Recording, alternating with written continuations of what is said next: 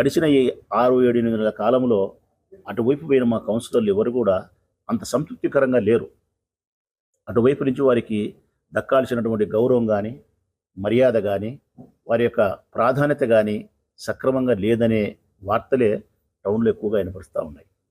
ఆ సందర్భంలో మళ్ళీ నేను మా కౌన్సిలర్లను మనస్ఫూర్తిగా ఆహ్వానిస్తూ ఉన్నా. నా మనసులో మీ పట్ల మనస్ఫూర్తిగా ప్రేమ ఉంది. తిరిగి మన ఇంటికి వచ్చేయండి. పరాయి పంచన మనం ఉండాల్సిన అవసరం లేదు. పరాయి పంచన ఉండి పరమాన్నం తాగేదానికంటే మన ఇంట్లో మనం గంజి తాగినా కూడా గౌరవంగా ఉంటుంది, తృప్తిగా ఉంటుంది. మనందరం కలిసి ఐకమత్యంగా ఉన్నాం. ఒక తల్లికి పుట్టిన బిడ్డల్లాగా మనందరం కలిసి ఐకమత్యంగా ఉండి మళ్ళీ మన వైఎస్ఆర్ కాంగ్రెస్ పార్టీ జెండాను గెలిపించుకున్నాం. మళ్ళీ మన నాయకుడు జగన్మోహన్ రెడ్డి గారిని 2వ వారిని ముఖ్యమంత్రిగా చేసుకునే దానికోసం ఒక సంకల్పం చేద్దాం. మనం హృదయపూర్వకంగా సంకల్పం చేద్దాం. మన నాయకుడిని మళ్ళీ ముఖ్యమంత్రిగా మనం చూడాలి. ఇది మన లక్ష్యం, మన గమ్యం ఇదే. 2029 నాటికి ఎట్టి పరిస్థితుల్లో జగన్మోహన్ రెడ్డి గారిని ముఖ్యమంత్రిగా చూడడమే మన లక్ష్యం, మన గమ్యం అనే ఒక సంకల్పాన్ని మనం చేసుకున్నాం. మనందరం ఐకమత్యంగా కలిసిమెలిసి ఉన్నాం. ఎక్కడైనా మనలో చిన్న చిన్న తప్పులు, పొరపాట్లు, లోటుపాట్లు ఉంటే సరిదిద్దుకొని నూతన ఉత్సాహంతో నూతన శక్తిని కూడగట్టుకొని వైఎస్ఆర్ కాంగ్రెస్ పార్టీని గెలిపించుకున్నామని చెప్పి మళ్ళీ మా వాళ్ళందరినీ నేను మనస్ఫూర్తిగా పిలిచిన. నా ఆహ్వానాన్ని మన్నించి మొట్టమొదటి విడతలో 3 కౌన్సిలర్లు బేషరతుగా ఎటువంటి డిమాండ్స్ కానీ ఎటువంటి ఏదీ లేకుండా కేవలం పశ్చాత్తాప హృదయంతో, మనస్ఫూర్తిగా ప్రేమతో, ఇది నా ఇండ్లు, ఇది మా పార్టీ, తిరిగి మేము అక్కడికే చేరాలా అని చెప్పి వచ్చిన వాళ్ళు 8వ వార్డు కౌన్సిలర్ రాగుల శాంతమ్మ ఒకటి, 40వ వార్డు కౌన్సిలర్ అరుణమ్మ ఒకటి, 39వ వార్డు కౌన్సిలర్ అనిల్ ఒకడు.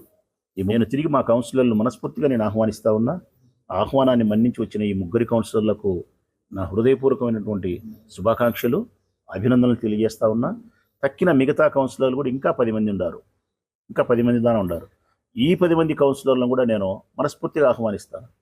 బేషరతుగా మీ మనస్ఫూర్తిగా వైఎస్ఆర్ కాంగ్రెస్ పార్టీలోకి, మన పార్టీలోకి, మన ఇంటికి రాండి. మళ్ళీ తిరిగి మనందరం కలిసి మన పార్టీని గెలిపించుకునే ప్రయత్నం చేద్దామని చెప్తా ఉన్నాం. ఇంకా వాళ్ళు మా కౌన్సిలర్లో 4-5 మందిని ప్రయత్నం చేస్తున్నారు. మేము ఎంతో ఓర్పుగా ఉన్నాం, ఎంతో సహనంగా ఉన్నాం.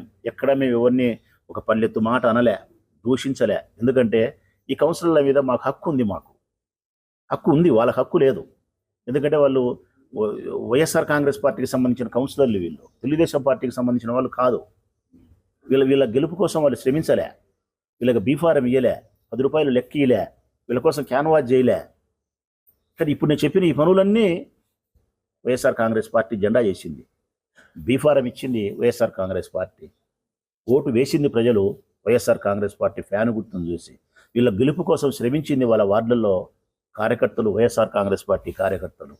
వీళ్ళ గెలుపు కోసం శ్రమించినది రాచమల్లి శివప్రసాద్ రెడ్డి, ఆర్థిక రూపేనా కానీ మరొక రూపేనా కానీ. కాబట్టి మా మనుషులు వీళ్ళు, మా తమ్ముళ్ళు వీళ్ళు, మా చెల్లెళ్ళు వీళ్ళు, నాకు హక్కు ఉంటుంది. అటువంటి మనుషులు మమ్మల్ని వదిలి మీరు ప్రలోభపెట్టి భయపెడిచ్చి తీసుకుంటే కూడా మేము ఒక్క మాట కూడా మేము మాట్లాడలే, దూషించలే, ఓర్పే పట్టినాం. ఈ ఓర్పుకు సమాధానం, ఈ ఓర్పుకు ఫలితం ఏం తెలుసునా ప్రజలారా? ఇదిగో ఇదే శాంతియుతమైనటువంటి మనస్తత్వాన్ని కలిగి ఓర్పుతో మనం విజయాన్ని సాధించగలమనడానికి కారణం ఏదంటే ఈరోజు ఈ 3 కౌన్సిలర్లే. నేను వీళ్ళు తిరిగి రప్పించుకునేదానికి, నేను సాధించడానికి గల ప్రధానమైనటువంటి కారణం ఏంటంటే ఓర్పే.